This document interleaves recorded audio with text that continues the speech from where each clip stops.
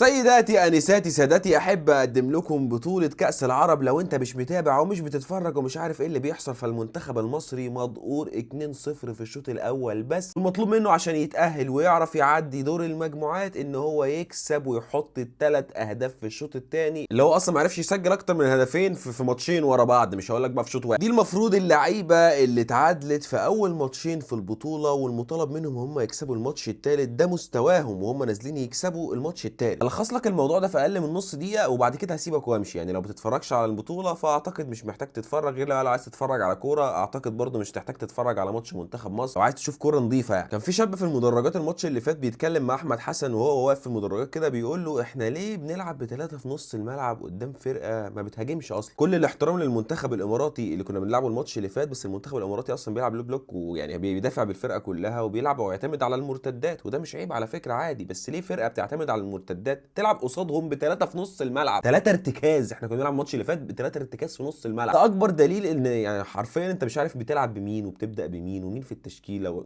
ورده. بس ما اسمحلكش، المره دي ما خرجناش حصاله، بقينا ثالث المجموعه. هنغادر واحنا ثالث المجموعه، واتمنى ما نصعدش احسن توالت، لان احنا مش من احسن 20 فرقه حتى في البطوله.